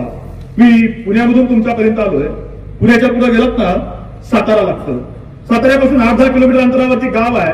गावाचं नाव आहे त्या छोटंसं गाव आहे पागेरवाडी नावाचं. त्या पोगरवाडी गावामध्ये एक शेतकऱ्याचं पोरग आहे. त्या पोराचं नाव आहे संतोष महाडिक. आणि साताऱ्यामधल्या पोगरवाडी मधल्या शेतकऱ्याचं हे पोरग सैन्यामध्ये साहेब भरती झालंय. आणि सैन्यामध्ये भरती झाल्यावर एक एक पायरी वर चढत सैन्यामध्ये गेलंय आणि शेतकऱ्याचं पोरग सैन्यामध्ये कर्नल झालंय. आणि colonel Santosh Mahadik Maratha light infantry Jammu काश्मीरमध्ये काम करत आहे. आणि एके दिवशी दिल्लीमधून फोन आला, कर्नल संतोष महाडिक तुमच्या जम्मू काश्मीर मधल्या पूंछ भागामध्ये तब्बल 2 ते 8 अतिरेकी घुसले ना. तब्बल 8 अतिरेक्यांची संख्या आहे आणि 8 अतिरेकी घुसले. त्या 8 अतिरेक्यांना पकडा. आणि 200ची जवान सोबत घेतले, पलटण सोबत घेतली आणि कर्नल संतोष महाडिकांनी त्या भागामध्ये गस्त घालायला सुरुवात केली आहे. 3 दिवस शोध चालू आहे आणि 3 दिवसामध्ये कर्नल संतोष महाडिकांनी तब्बल 6 अतिरेकी 6 आतंकवादी पकडले. आणि तिसऱ्या दिवशी सायंकाळी कर्नल संतोष महाडिक एका घराच्या पाठीमागे उभे आहेत, घराच्या समोर उभे आहेत आणि पाठीमागच्या दरवाजामधून 2 आतंकवादी बाहेर आले. त्यांनी बंदुका उचलल्या, नेम धरला, धार धार धार धार गोळ्या सुटल्या. तब्बल 8 गोळ्या कर्नल संतोष महाडिकांवर झाडल्या आणि कर्नल संतोष महाडिक जागीच कोसळले. जवानांनी त्यांना उचललं, आर्मीच्या हॉस्पिटलमध्ये आणलं. डॉक्टरांनी निदान केलं, no no colonel Santosh Mahadik is no more. Colonel Santosh Mahadik शहीद झाले. आणि त्याच वेळी कर्नल संतोष महाडिकांच्या खिशामध्ये एक मोबाईल आहे. त्या मोबाईलची रिंग वाजते आहे. एकदा रिंग वाजली, 2दा वाजली, 3दा वाजली. आता डॉक्टरांना कळत नाहीये या माणसाला एवढे फोन करतोय कोण. डॉक्टरांनी खिशामध्ये हात घातला, तो मोबाईल बाहेर काढला आणि बघितलं कर्नल संतोष महाडिकांची बायको फोन करतेय की 3 दिवस झाले माझा नवरा फोन पण उचलत नाही आणि फोन पण करत नाही, नेमकं झालंय तरी काय. पण या डॉक्टरांना कळत नाही. काय सांगू या स्त्रीला, काय सांगू. तुझा नवरा शहीद झालाय, तू विधवा झाली आहे, तुझा कुंकू पुसलं गेलंय, सांगायचं कसं. पण अखेर बातमी फुटली, बातमी टीव्हीवर झळकली आणि कर्नल संतोष महाडिकांचं शव त्या कुपवाड्यामधून दिल्लीमध्ये आणलं गेलं. दिल्लीमधून विमानाने पुण्यामध्ये आणलं आणि पुण्यामधून अंत्ययात्रा निघाली आहे. रस्त्याच्या दोनही बाजूला लोक उभी आहेत. कुणी फुलं घालतंय, कुणी हार घालतंय, कुणी सॅल्यूट करतंय, कुणी मुजरा करतंय आणि ती अंत्ययात्रा निघाली आहे. आणि अंत्ययात्रा साताऱ्यामध्ये आली आहे. साताऱ्यामधून पोगरवाडीमध्ये त्यांच्या गावामध्ये आली आहे. आणि जवानांनी बिगुल वाजवला, शवपेटी आपल्या खांद्यावर उचलली, त्यांच्या घरासमोर आणली, खाली ठेवली, शवपेटीवरचा तिरंगा काढला आणि त्यावेळी शवपेटीचं झाकण उघडलं. त्यावेळी कर्नल संतोष महाडिकांचं 5 वर्ष वयाचं स्वराज नावाचं पोरग आपल्या बापाजवळ धावत गेलंय आणि बापाला उठवतोय आणि विचारतोय, बाबा उठा, बाबा तुम्ही मला सांगितलं होतं ना खेळणी घेऊन देणार आहे, तुम्ही सांगितलं होतं ना आईस्क्रीम घेऊन देणार आहे, सांगितलं होतं ना फिरायला घेऊन जाणार आहे. बाबा पेटीमध्ये का झोपलायत, पेटीत का झोपलायत तुम्ही. 5 वर्षाचं पोरग आहे, त्याला मरण काय कळतंय. त्याला वाटतं आपला बाप झोपलाय आणि ते पोरग बापाला उठवतोय. बाबा तुम्ही उठा ना, घरामध्ये चला, तुम्हाला भेटायला किती माणसं आली. तर आजूबाजूला लष्कराचे जवान आहेत, त्यांना कळत नाही या पोरला कसं सांगावं तुझा बाप नाहीये जिवंत. त्याच्या डोळ्यामधून अश्रू वाहत आहेत, पण सैन्याची शिस्त आहे, हलता येत नाही आणि ते पोरग बापाला हलवून हलवून उठवतोय. बाबा बोला माझ्याशी. आणि बाप बोलत नाही म्हटल्यावर हे पोरग रडणाऱ्या आई जवळ गेलंय आणि आईला सांगतं, आई माझे बाबा उठत का नाही, माझे बाबा बोलत का नाहीत. आणि त्या आईने सांगितलं, बाळा तुझे बाबा गेले, तुझे बाबा शहीद झाले. आणि या पोराला दुसरा प्रश्न विचारला, आई माझे बाबा शहीद झाले, कोणाकरता शहीद झाले. काय सांगावं या स्त्रीनं. भ्रष्ट पुढाऱ्यांकरता, पैसे घेऊन मतं विकणाऱ्या लोकांकरता, कुणाकरता. ती आई सांगते, बाळा तुझे बाबा शहीद झाले, कुणाकरता, छत्रपती शिवाजी महाराजांच्या माती करता. आणि अखेर अंत्यसंस्कार आटोपला. अंत्यसंस्कार आटोपल्यावर सगळ्या पत्रकारांनी या वीरपत्नीला गाठलं आणि प्रत्येक जण माईक घेऊन या स्त्री समोर उभा आहे आणि प्रत्येक जण या स्त्रीला विचारतोय, ताई 25 वर्ष वय आहे तुझं, 25व्या वर्षी तू विधवा झालीस, 5 वर्ष वयाचं पोरग पदरामध्ये तुझ्या, तू जगशील कसं, खाशील काय, शिकवशील काय पोराला, काय करशील, कसं चालवशील आयुष्य. त्या वीर पत्नीनं काय सांगितलं माहितीये? त्या वीर पत्नीनं सांगितलं, माझा नवरा देशाकरता शहीद झालाय ना, मग बस माझ्या नवऱ्याच्या पावलावर पाऊल ठेवून मी सुद्धा सैन्यामध्ये भरती होणार आहे आणि देशाच्या रक्षणाकरता सीमेवर जाऊन उभी राहणार आहे. आणि अभिमानाची गोष्ट म्हणजे मागच्या 5 वर्षापूर्वी ही स्त्री म्हणजे स्वाती महाडिक सैन्यामध्ये भरती झाल्यात आणि आज रोजी राजस्थानच्या बॉर्डरवर जाऊन लेफ्टनंट म्हणून काम करतायत. कोणाच्या मातीमधली स्त्री आहे? आमच्या मातीमधली स्त्री आहे. वारसा कुणाचा आहे? आमच्या छत्रपती शिवाजी महाराजांचा आहे, आमच्या जिजाऊंचा आहे. आमच्या मुलांना आम्हाला तो सांगावा लागेल, द्यावा लागेल. तर समोर अनेक राजकीय क्षेत्रामध्ये, सामाजिक क्षेत्रामध्ये काम करणारी माणसं आहेत, पत्रकारिता क्षेत्रामधली माणसं आहेत. काय अवस्था आहे पोरांची, काय परिस्थिती आहे मुलांची आणि मुलींची. मी येताना कोपरगाव लागलं नगर जिल्ह्यामधलं, तर त्या कोपरगाव मधली 1 वर्षापूर्वीची घटना आहे साहेब. कोपरगाव मध्ये दर्शना पवार नावाची मुलगी आहे. मुलगी 12वीला पास झाली. बापाला म्हणते, बाप त्या कोपरगावच्या संजीवनी कारखान्यावरती ड्रायव्हर आहे साहेब. आणि ड्रायव्हर असताना बापाला मुलगी सांगते की बाबा मला काही नाही करायचं, मला ग्रॅज्युएशन व्हायचंय आणि मला MPSC ची परीक्षा द्यायची आहे. बाप म्हटली, बाळा मी ड्रायव्हर म्हणून काम करतो, तुला परीक्षा द्यायची आहे ना, तुझ्या करता पाहिजे ते करणार. आणि बापानं मुलीला शिकवायची, एकुलती एक मुलगी आहे, बापानं मुलीला शिकवायची तयारी केली आहे. मुलगी ग्रॅज्युएट झाली आहे. ग्रॅज्युएट झाल्यावर मुलीनं 4 वर्ष स्वतःला घरामध्ये कोंडून घेतलं, MPSC UPSC चा अभ्यास केला आणि 4 वर्षानंतर या कोपरगावच्या छोट्याशा खेड्यामधली ड्रायव्हरची मुलगी आहे, RFO झाली आहे. RFO म्हणजे रेंज फॉरेस्ट ऑफिसर, MPSC ची मोठी पोस्ट आहे. या मुलीनं काढली. अख्ख्या गावात मुलीचा सत्कार आहे. अख्ख्या गावात ओपन गाडी मागवली गेली, तिच्यामधून त्या मुलीची मिरवणूक काढली गेली. मुलगी पुढे उभी आहे, बाप पाठीमागे उभा आहे. 2 हार यायला लागली, 2. एक हार मुलीच्या गळ्यात पडतोय, एक हार बापाच्या गळ्यात पडतोय. तो ड्रायव्हर असणारा बाप त्याच्या आयुष्याचं सार्थक झालं. तो म्हणतो पोरीमुळे सत्कार आहे. आणि बाप रात्रभर झोपला नाही. आणि दुसऱ्या दिवशी सकाळी दादा या मुलीचा सत्कार पुण्यामध्ये आहे. बालगंधर्वला सत्कार आहे. 11 वाजता मुलगी 10 वाजता पुण्यामध्ये येऊन पोहोचली आहे. 11 वाजता सत्कार आटोपला. 1 वाजता मुलगी तिच्या कुठल्या मित्रासोबत फिरायला गेलेली पोरगी पुन्हा घरी परत आलीच नाही. बाप विचार करतोय, दुपारचे 2 वाजले, 4 वाजले, मुलीचा फोन लागत नाहीये. सायंकाळ झाली. बापाला वाटलं मुलीचा मोबाईल स्विच ऑफ झाला असेल, हरकत नाही. दुसऱ्या दिवशी सकाळी बापाला फोन लावायला घेतला, फोन लागत नाही. बाप घाबरला. पुण्यामध्ये आलाय तो ड्रायव्हर माणूस, पुण्यामध्ये फिरतोय सगळीकडे. नातेवाईकांकडे गेला, मैत्रिणींकडे गेला, तुमच्याकडे दर्शन आली होती का? सगळे म्हटले नाही, दर्शन आली नाही. मैत्रिणींकडे गेला, दर्शना तुम्हाला भेटली का? सगळ्यांनी सांगितलं मुलगी भेटली नाही. घाबरलेला बाप सायंकाळी पोलीस स्टेशन मध्ये गेलाय आणि पोलिसांना सांगतोय माझी मुलगी RFO आहे, रेंज फॉरेस्ट ऑफिसर म्हणून सिलेक्ट झाली आहे. पुण्यामध्ये सत्काराला आली होती बालगंधर्वला. मुलीचा सत्कार झाला, पण तेव्हापासून मोबाईल लागत नाहीये, फोन लागत नाही. पोलिसांनी शोधायला सुरुवात केली आहे आणि पोलीस शोध घेत आहेत. आणि त्या मुलीच्या मोबाईलचं शेवटचं लोकेशन हे खेड शिवापूरच्या सातारा रोडच्या टोल नाक्यावर सापडलं. पोलिसांनी टोल नाक्यावरचे CCTV कॅमेरे चेक केले. त्यावेळी समजलं कुठल्या तरी मुलासोबत मुलगी पाठीमागे बसून जाते. तो मुलगा कोण आहे आता शोधायला सुरुवात केली आहे. शोधला, त्याला 2 दिवसांनी सापडला आणि त्यानं सांगितलं माझं तिच्यावर एकतर्फी प्रेम होतं. लग्नाची मागणी घातली, तिनं नकार दिला, म्हणून तिला फिरायला म्हणून राजगडावर घेऊन गेलो. राजगडावरती नेल्यावर राजगडावरच्या माचीवरून खाली ढकलून दिलं. पोलिसांनी शोधायला सुरुवात केली आहे. 2 दिवसानंतर राजगडाच्या पायथ्याशी जनावरांनी, कुत्र्यांनी, लांडग्यांनी अर्धवट खाल्लेला त्या पोलिसांचा मृतदेह सापडला.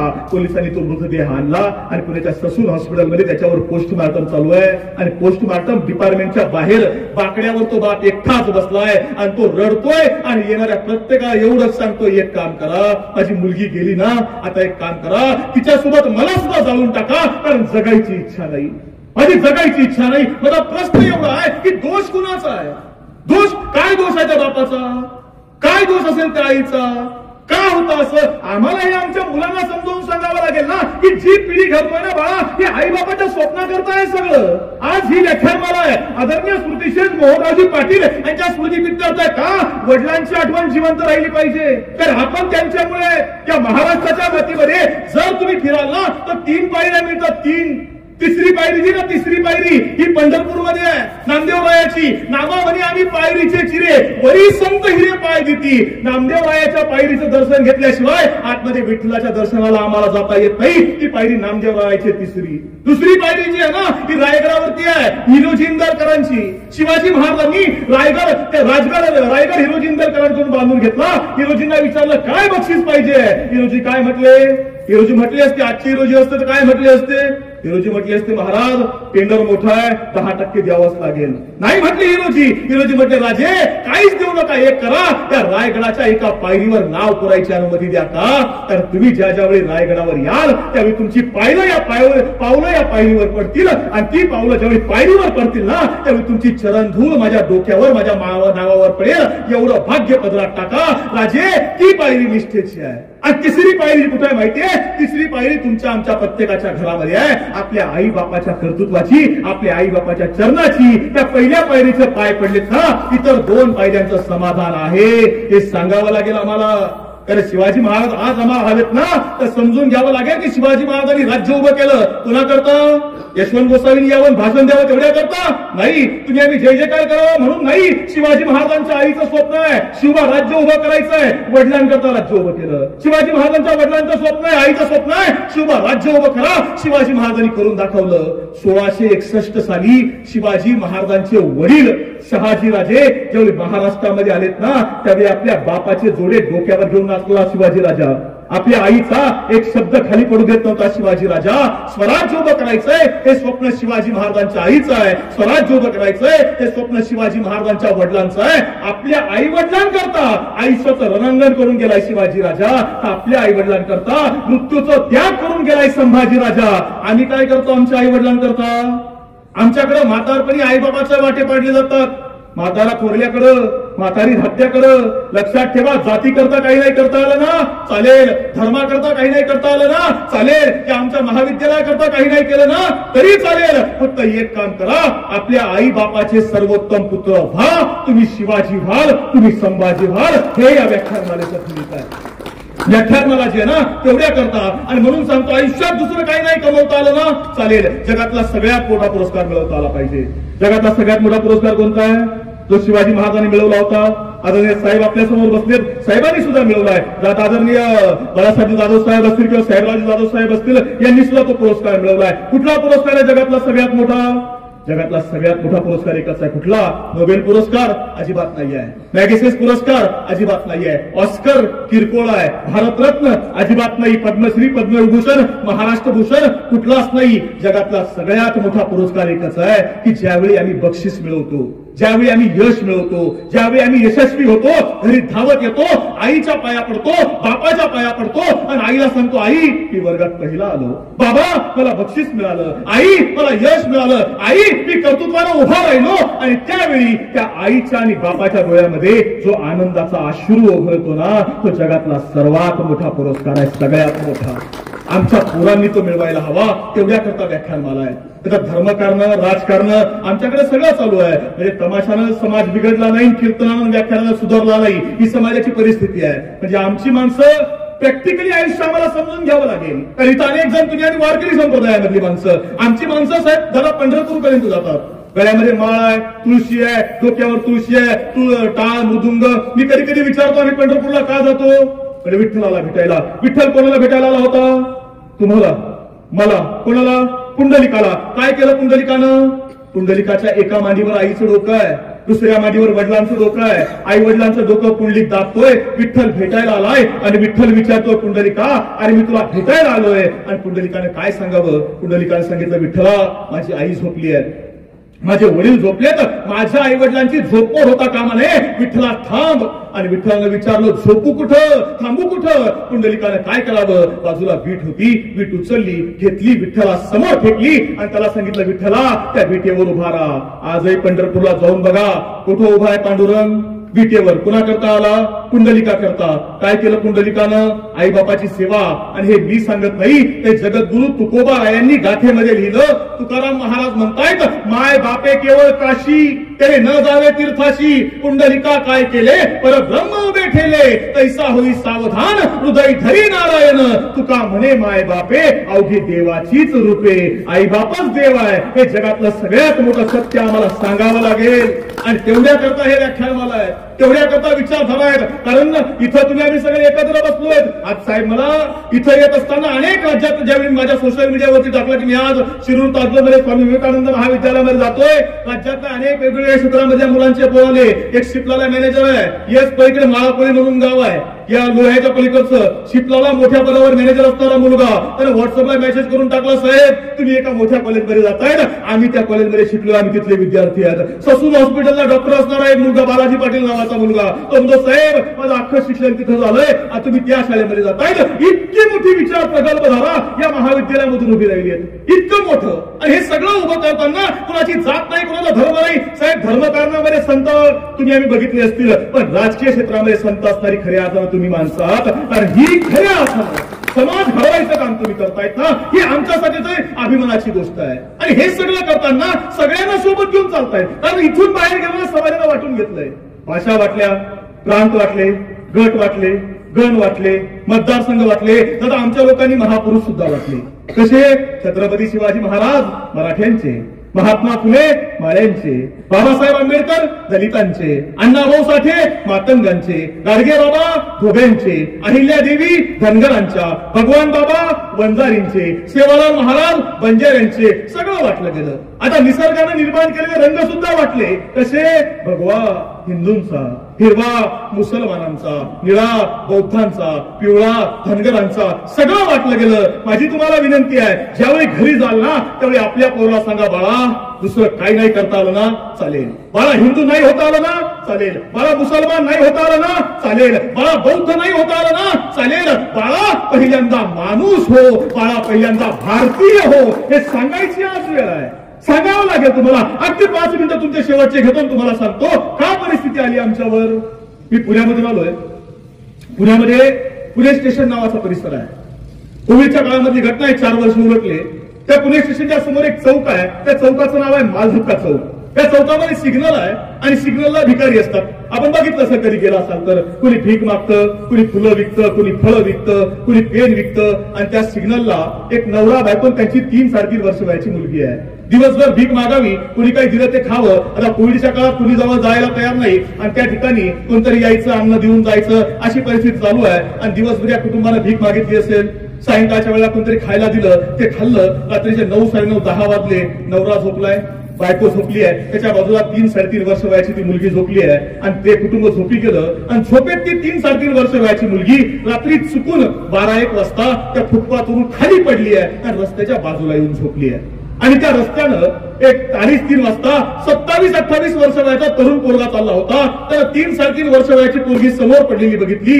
काय वाटलं कुणास ठाऊक, त्या पोरीजवळ आला, तिला उचललं. सर आली, आजूबाजूला बघितलं कोणी दिसत नाहीये. अलगत पलीकडच्या बाजूला रेल्वेचे खराब भंगार जुने डबे पडले होते. त्या डब्यांकडे त्या पोरीला नेलं. ती मुलगी उठली आहे. अनोळखी माणूस बघितला आणि तिने ओरडायला सुरुवात केली आहे. तिचं तोंड दाबायला कागद, कपडा, रुमाल काही सापडत नाही. पण रस्त्याच्या बाजूला टायरचा एक तुकडा पडला होता. तो तुकडा उचलला, त्या पोरीच्या तोंडात कोंबला. 3 वर्ष वयाच्या पोरीवर बलात्कार केला आणि तिला तिथंच फेकून दिलं आणि निघून गेला. 4 वर्षापूर्वीची घटना आहे. का झालं मी सांगत नाही. 70 वर्षापूर्वी कवी प्रदीप लिहून गेले. काय? आज सलामत कोई न घर है, सबको लुट जाने का डर है. हमने अपने वतन को देखा, आदमी के पतन को देखा. आज तो बहनों पर भी हमला होता है, दूर कहीं कोने में मजहब रोता है. अरे रोती है सलमा, रोती है सीता, रोते हैं कुरान और गीता. आज हिमालय चिल्लाता है, कहां पुराना वो नाता है. दस लिया सारे देश को जहरी नागों ने, घर को लगा दी आग घर के चिरागों ने. 70 वर्षापूर्वी सांगितलं होतं, आज खरं झालं. का खरं झालं? आम्ही आमचा इतिहास विसरलो. काय इतिहास आहे आमचा? आमचा इतिहास सांगतो की शिवाजी महाराजांनी लाल मालावर हल्ला केला.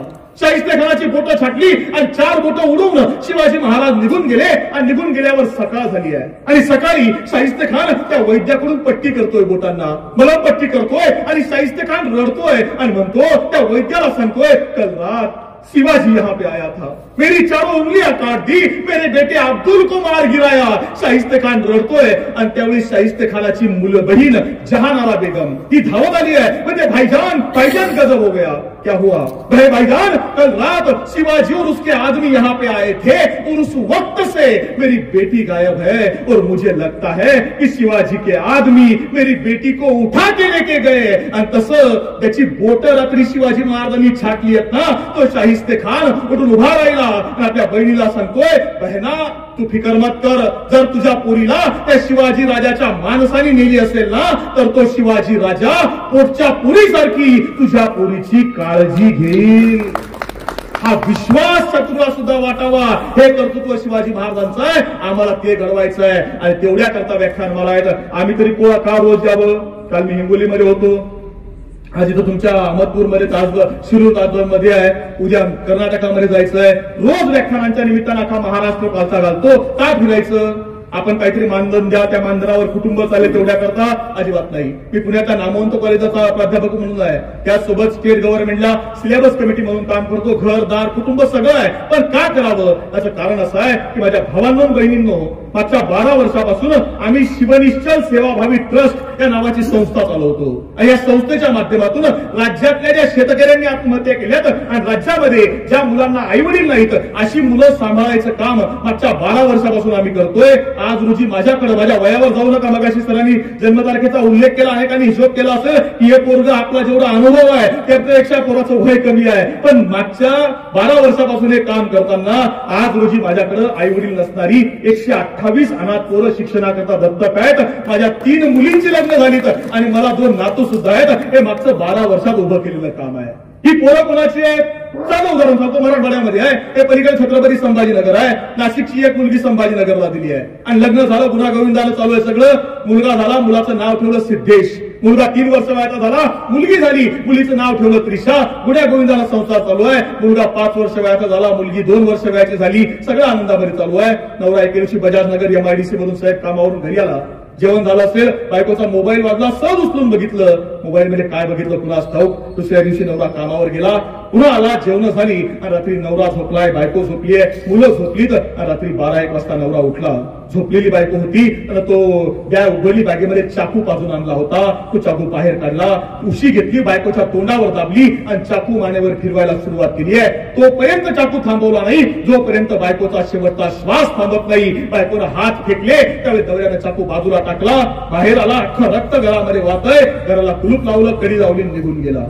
सकाळ झाली आहे. 5 वर्षाचं पोरग, 3 वर्षाची पोरगी उठली आहे. आपल्या आईला उठवतायत, आई उठायला तयार नाही. बापाला शोधतायत, बाप सापडत नाही. आणि ते शहरातला बंगला आहे. आता फ्लॅटमध्ये कोणी एकमेकाकडे जात नाही, बंगल्यात कोण कोणाकडे जाणार आहे? सगळे ते पोरं रडतायत, तर पोरांचा आवाज बाहेर कोणाला जात नाही. आणि एक दिवस उलटून गेला, 24 तास पोरं आईच्या प्रेताजवळ तशीच बसली आहेत. आणि दुसऱ्या दिवशी सकाळी पलीकडच्या बंगल्यातली एक म्हातारी बाई दूध घ्यायला चालली होती. तिला बघितलं, या खिडकीजवळ कोणाचा रडायचा आवाज येतोय. पुढे बघितलं तर कुलूप आहे. तिला काही पोरं समोर क्रिकेट खेळत होती, त्यांना आवाज दिला, ए पोरं बघा रे कोण आहे तिकडं. पोरं धावत आली, पोरांनी खिडकीजवळ आवाज ऐकला, कोणीतरी रडतंय. पोरांनी बॅटनं दरवाजाची खिडकी तोडली आणि आतमधलं दृश्य बघितलं, सगळे घाबरले. पोलिसांना बोलवलं, पोलीस आले, दरवाजा तोडला, आतमध्ये बघितलं, सगळं रक्त वाहते. ती पोरं बाहेर काढली, त्या पत्नीवर, त्या स्त्रीवरती पोस्टमार्टम केलं, अंत्यसंस्कार झाले, नवऱ्याला अटक झाली. प्रश्न असा आहे, नवरा नाशिकच्या सेंट्रल जेलमध्ये आहे, आई निघून गेली, त्या पोरांना सांभाळायचं कोणी? शिकवायचं कोणी? जगवायचं कोणी? 5 वर्षाचा सिद्धेश, 3 वर्षाची त्रिशा, सांभाळायचं कोणी? अभिमानानं सांगतो, मागच्या 6 वर्षापासून ही पोरं सांभाळायचं, शिकवायचं काम आम्ही करतोय का?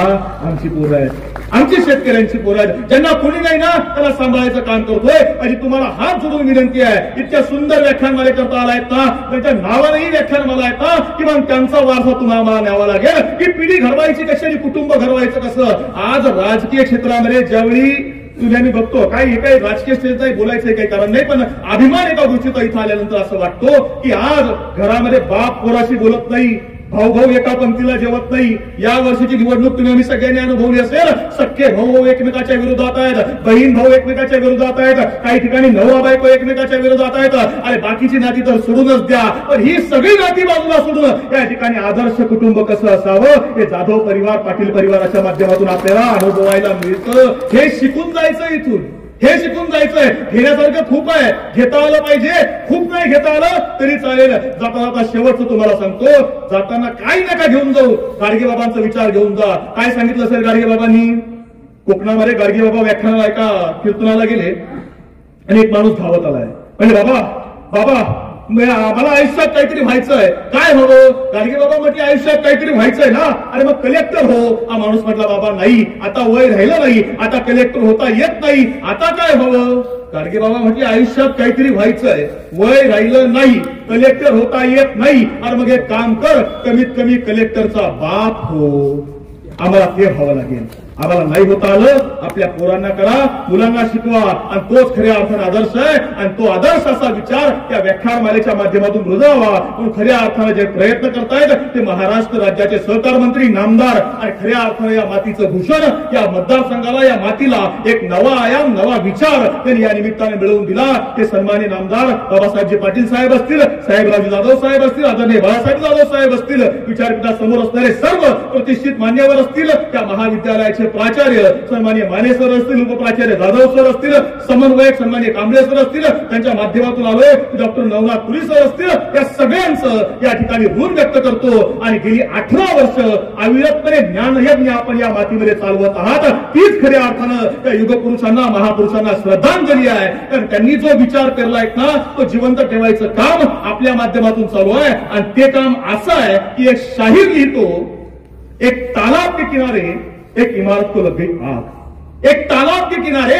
एक इमारत को लग गई आग, मच गई भागम भाग, कुछ लोगों ने आग पर पानी डाला, कुछ लोगों ने आग पर पानी डाला, कुछ लोगों ने आग में घिरे लोगों को बाहर निकाला, सभी ने वो किया जो था जिसकी पहुंच में, सभी ने वो किया जो था जिसकी पहुंच में. एक चिड़िया भी डाल रही थी पानी भरकर अपनी चोंच में, तब पेड़ पर बैठा कौवा बोला, चिड़िया रानी, चिड़िया रानी, तू सुई की नोक से पहाड़ खोद रही है, तेरी चोंच में जितना पानी आएगा उससे आग का एक शोला भी नहीं बुझ पाएगा. तब चिड़िया ने दिया जवाब, एकदम लाजवाब. चिड़िया बोली, मेरे भाई मैं तेरी बात को मानती हूँ, मेरे भाई मैं तेरी बात को मानती हूँ, अपने चोंच में भरी पानी की क्षमता भी पहचानती हूँ. अरे मैं तो बस इतना जानती हूँ कि जिस दिन इस घटना का इतिहास लिखा जाएगा, हमारा नाम आग लगाने वालों में नहीं, आग बुझाने वालों में लिखा जाएगा. धन्यवाद. जय जिजाऊ, जय शिवराय. धन्यवाद. आवाज बहुजनांचा.